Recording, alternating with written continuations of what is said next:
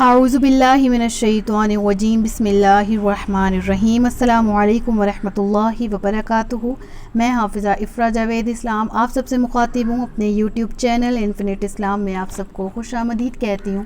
امید کرتی ہوں آپ سب خیریت سے ہوں گے، زندگی پرسکون پر اطمینان اور ایمان بالخیر گزر رہی ہوگی۔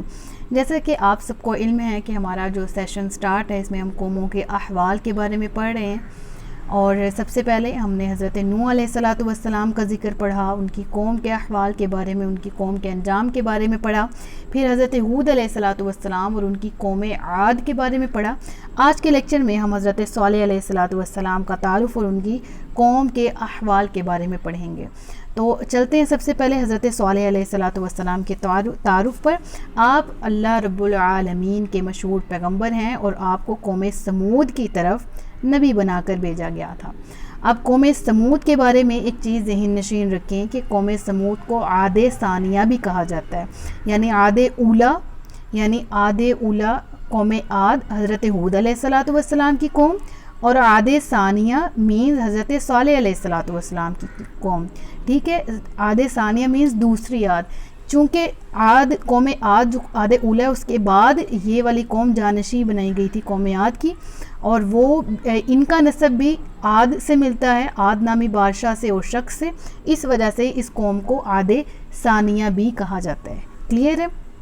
آپ جو ہیں حضرت صالح علیہ السلام حضرت ہود علیہ السلام کے وفات کے تقریباً 100 سال بعد پیدا ہوئے تھے، اور آپ کا جو نسب ہے وہ اس طرح سے ہے: صالح بن عبید ابن آصف ابن ماسح ابن عبید ابن حاضر ابن سمود ابن عاد ابن ارم ابن سام ابن نوح علیہ السلام، یہ آپ کا نسب ہے۔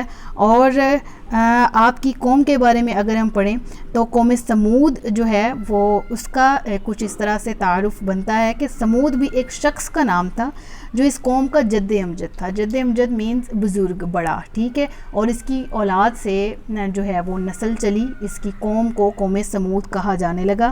میں پھر آپ کو ریمائنڈر دے دوں کہ قوم سمود کو عاد ثانیہ بھی کہا جاتا ہے، یہ دونوں ایک ہی قوم کا نام ہے، اس میں آپ نے کنفیوژن کا شکار نہیں ہونا۔ اب ان کا جو ہے وہ سمود کا شجرہ نسب اگر دیکھ لیں تو دیکھیں سمود بن عامر بن ارم بن سام بن نوح علیہ السلام، تو اس کا شجرہ نسب بھی سملر ٹو دوسری قوم ہے جو ہم نے قوم عاد پڑھی تھی، عاد اولا، ٹھیک ہے، تو یعنی یہ ان سے ریلیٹ کرتا ہے، اس وجہ سے یہ بھی وہی قوم تھی۔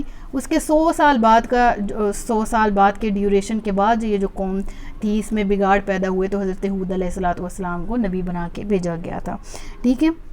اس شخص سے یہ قوم آباد ہوئی، سمود نامی شخص ہے، اس کا نام، اس قوم کا نام جو ہے قوم سمود ہوا، اور یہ میں آپ کو بتا چکی ہوں کہ اس کو عاد ثانیہ بھی کہا جاتا ہے۔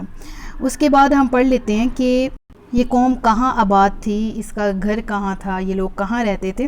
تو یہ قوم حجاز اور شام کے درمیان وادی قرا تک جو میدان ہے، یعنی کہ حجاز اور شام کے درمیان ایک رستہ تھا، ایک پاتھ تھا اور بہت بڑا میدان تھا، ٹھیک ہے، اور وادی قرا بھی اس کو بولا جاتا تھا۔ وہ جو میدان ہے وہاں پر یہ قوم رہتی تھی۔ حجاز بھی جگہ کا نام ہے، شام بھی جگہ کا نام ہے، اٹس نوٹ ایوننگ، ٹھیک ہے، تو ان کے درمیان یہ قوم آباد تھی اور بہت وسیع علاقے میں یہ قوم پھیلی ہوئی تھی۔ یہ سارے کا سارا جو مقام ہے یہ ان کا باعث سکونت تھا، یعنی رہائش یہاں پر اس ساری کی ساری قوم کی تھی، ٹھیک ہے۔ یہ شمالی عرب کی ایک زبردست قوم تھی، فن تعمیر میں عاد کی طرح اس کو بھی کمال حاصل تھا۔ کس طرح سے؟ قوم عاد جس طرح ہم نے پڑھا سیکھا کہ وہ بھی بہت طاقتور قوم تھی، تو اس قوم کا کمال کیا تھا کہ فن تعمیر میں بہت زبردست بلڈنگز اس نے اس دور میں، آج سے کتنے ہزار سال پرانی وہ قوم لگا لیں کہ آج کے دور میں بھی اگر کمپیئر کیا جائے نا اتنی ہیوی مشینری کے ساتھ جو ہم بلڈنگز بناتے ہیں، تو ان بلڈنگز کا مقابلہ نہیں کیا جا سکتا جو انہوں نے ہاتھوں سے تراشے ہوئے، پتھروں کو ہاتھوں سے تراش کے، پہاڑوں کو ہاتھوں سے تراش کے ان میں گھر بنائے جاتے تھے۔ ریزن اس کی کیا تھی؟ ریزن آپ کے لیے نہایت دلچسپ ہے اور نہایت قابل غور ہے، اور آپ تعجب کریں گے کہ ارے واہ ایسا تھا، میں بھی پڑھ کے بہت حیران ہوئی تھی۔ وہ یہ کہ یہ قوم نے پتھروں میں کیوں رہنا شروع کر دیا تھا؟ اس کی ریزن یہ تھی کہ اس قوم کی عمریں اتنی زیادہ تھی، قوم کے لوگوں کی اتنے سال وہ جیتے تھے کہ مٹی کے گھر ان کی زندگی میں ہی تہس نہس ہو جاتے تھے، یعنی اتنی دیر ہم اپنی عمروں سے غور کریں تو ہمارے تو مکان بن گئے نا سیمنٹ کے، اینٹوں کے، پتھر کے، اور وہ اسٹیبل بھی رہتے ہیں، ٹھیک ہے. ہم کمپیئر کریں 1000 سال پرانی یہ والی بلڈنگ، تو ہم اس کو دیکھتے ہیں 8 سے 1000 سال پہلے بنی تھی، ٹھیک ہے، تو کتنا ہم اس کو ایک تعجب کی نگاہ سے دیکھتے ہیں، ٹھیک ہے. ہم ایک بلڈنگ دیکھیں پاکستان میں وزٹ کے دوران، یہ برِ صغیر کے دور کی مسجد ہے، یہ برِ صغیر کے دور کی بلڈنگ ہے، یہ مقبرہ اس کا فلاں اس کا، تو ہم اس کو بہت دلچسپی لے کے دیکھتے ہیں نا. تو وہ ابھی بھی باقی ہیں. اس قوم کی عمریں اس قدر طویل تھیں کہ مٹی کے گھروں میں ان کو رہنا نصیب ہوتا ہی نہیں تھا. وہ گھر اتنے پرانے ہو جاتے تھے کہ وہ سیدھا ہو جاتے تھے، جس کی وجہ سے انہوں نے پہاڑوں کو تراشنا شروع کر دیا اور پہاڑوں میں رہنا شروع کر دیا کہ پتھر ایز کمپیئر ٹو مٹی جو ہے وہ زیادہ دیر چل سکتا ہے اور اس میں زیادہ دیر رہا جا سکتا ہے. اللہ اکبر. تو پتھروں کی عمارتیں بنانا، پتھر کاٹ کر مکان بنانا، ٹھیک ہے، مقبرے تیار کرنا، اس قوم کا جو ہے وہ ایک پیشہ تھا. اور یہ یادگاریں ابھی بھی باقی ہیں. ان کو عبرت کے لیے ابھی بھی آج کل کے دور میں بھی یہاں پر ایسے مقامات پہ جائیں.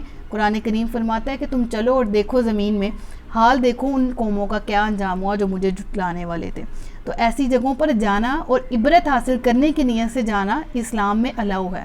نوٹ فار دیٹ کہ آپ انجوائنگ کے لیے جا رہے ہیں یا آپ تصویریں بنانے یا آپ کچھ بھی جائیں، اللہ کا ذکر کرتے جائیں، اللہ کا ایک طرح کا خوف دل میں بٹھانے کی نیت سے، ہیبت دل میں بٹھانے کی نیت سے اور عبرت پکڑنے کی نیت سے ضرور جائیں. دیکھیں یہ عمارتیں آج بھی موجود ہیں، ٹھیک ہے.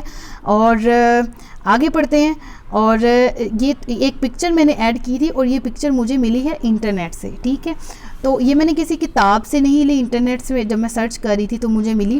تو یہ لکھا ہوا تھا کہ مصریوں نے، یعنی مصر کے رہنے والے لوگوں نے بہت زیادہ جو ہے وہ ریسرچ کی اس پر، ان کے رہائش پر. تو ان کی تحقیق کے مطابق یہ وہ گھر ہیں جو اس قوم نے اس دور میں تراشے ہوئے تھے. اور آپ یہ دیکھ سکتے ہیں ان کی مہارت کس قدر تھی. پتھر تراش کے رستے نکالنا ٹرانسپورٹ کے لیے ہم عام انسانوں کے بس کی بات نہیں ہوتی، سالوں لگ جاتے ہیں اور پھر جا کے ایک رستہ نکلتا ہے ٹیڑھا میڑھا. اگر ہم ناردرن ایریاز میں سفر کر لیں، آپ بخوبی واقف ہوں گے اس سے. تو یہ ان کی ہاتھوں کی صفائی دیکھیں، مہارت دیکھیں. بڑے بڑے محل نما گھر تراشے ہوئے تھے اور محض پتھروں کو کاٹ کے. تو یہ دیکھیں ان کی فن تعمیر کی ایک عمدہ مثال ہے کہ کس قدر اللہ تعالیٰ نے ان کو قدرت دی تھی، طاقت دی تھی، رہنے سہنے کا سلیقہ دیا تھا، اور کس طرح اس قوم نے اپنے حال کو خراب کیا اور کس طرح سے یہ قوم تباہی کی طرف گئی. اور اپنا ہی انہوں نے دنیا میں بھی نقصان کیا اور آخرت میں بھی یہ قوم ذلیل اور رسوا ہوگی. تو انشاءاللہ ابھی تک تو اس قوم کا تعارف مکمل ہوا ہے، اور جو نیکسٹ لیکچر ہے اس میں میں اپلوڈ کرتی ہوں کہ اس قوم نے کس طرح حق بات کا انکار کیا، کہاں سے ان کا عروج سے زوال کی طرف سفر شروع ہوا، اور آج یہ قوم جو ہے وہ صفحہ ہستی سے مٹ چکی ہے.